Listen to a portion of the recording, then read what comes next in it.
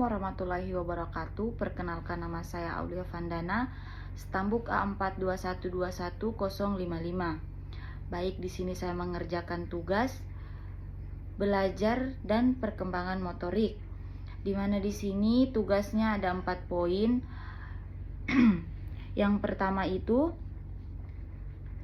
mengapa seorang guru perlu mempelajari perkembangan motorik pada anak? Nah, seorang guru perlu mempelajari perkembangan motorik pada anak karena pemahaman yang baik terhadap tahapan perkembangan fisik anak membantu guru merancang kegiatan pembelajaran yang sesuai. Dengan memahami kemampuan motorik, guru dapat menciptakan lingkungan belajar yang mendukung perkembangan motorik anak secara optimal. Poin yang kedua, deskripsikan pendapat kalian tentang hubungan teori belajar dengan perkembangan motorik. Hubungan antara teori belajar dan perkembangan motorik erat terkait.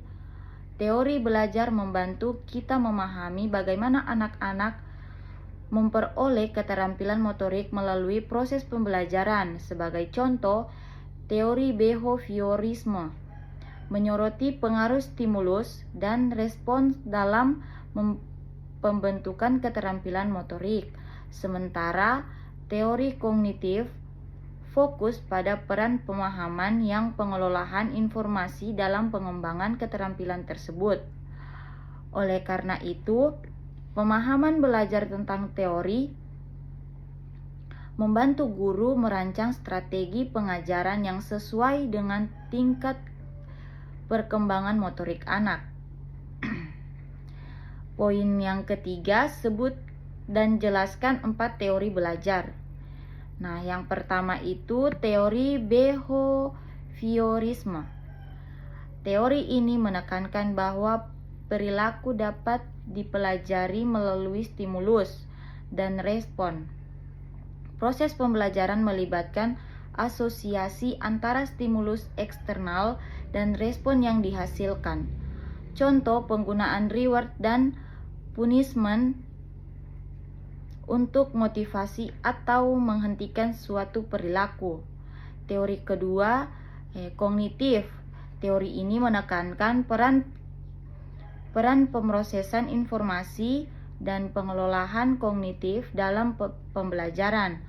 Fokus pada peran persepsi, pemahaman, dan penyimpanan informasi dalam bentuk pengetahuan. Contoh, siswa memproses informasi dari pelajaran dan pembangunan pengetahuan baru melalui pemahaman konsep.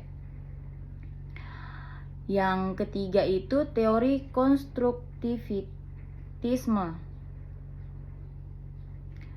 Menekankan peran aktif siswa dalam membangun pengetahuan mereka sendiri melalui pengalaman dan refleksi.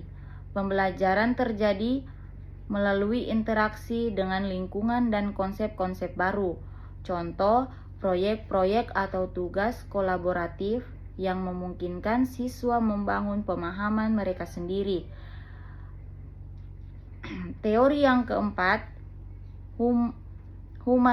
humanistik, menekankan aspek psikologis individu seperti motivasi, keinginan untuk tumbuh, dan aktualisasi diri. Pendidikan dilihat sebagai alat untuk memfasilitasi perkembangan penuh potensi individu. Contohnya, fokus pada perkembangan kreativitas, otonomi, dan penghargaan terhadap keunikan siswa. 4 itu mengapa kita melakukan teori pada proses pembelajaran dan pelajar. Teori dalam proses belajar dan pembelajaran memberikan kerangka kerja yang sistematis untuk memahami kegiatan pembelajaran berikut. Beberapa alasan mengapa kita melakukan teori. Yang pertama itu mengarahkan praktek pembelajaran. Teori memberikan pedoman bagi pendidikan dalam merancang strategi pengajaran yang efektif.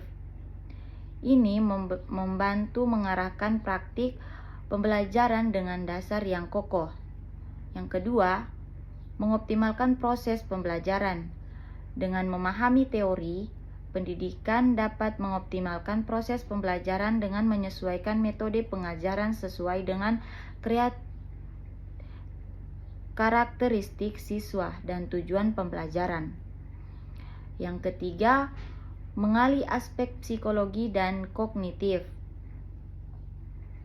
Teori membantu dalam memahami aspek-aspek psikologi dan kognitif siswa, memungkinkan pendidikan untuk merancang pendekatan yang sesuai dengan tingkat perkembangan dan kebutuhan individual.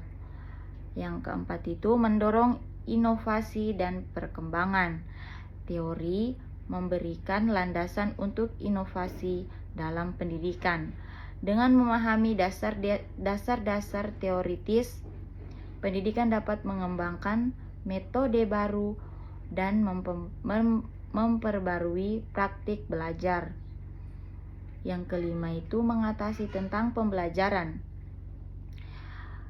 Teori membantu dalam mengidentifikasi dan mengatasi tantangan pembelajaran. Dengan memahami teoritis, pendidikan dapat memberikan dukungan yang lebih efektif kepada siswa yang menghadapi kesulitan belajar. Yang keenam, meningkatkan efisiensi pembelajaran. Dengan dasar teoritis, pendidikan dapat memilih metode pembelajaran yang paling efektif untuk mencapai tujuan pembelajaran. Ini dapat meningkatkan efisiensi dan efektivitas proses pengajaran. Dengan demikian, teori memainkan peran penting dalam membimbing dan meningkatkan kualitas pengajaran serta hasil pembelajaran. Baik, itu saja penjelasan dari saya dari 4 poin tersebut. Jika ada salah kata, mohon dimaafkan. Wabillahi taufiq wal hidayah. Wassalamualaikum warahmatullahi wabarakatuh.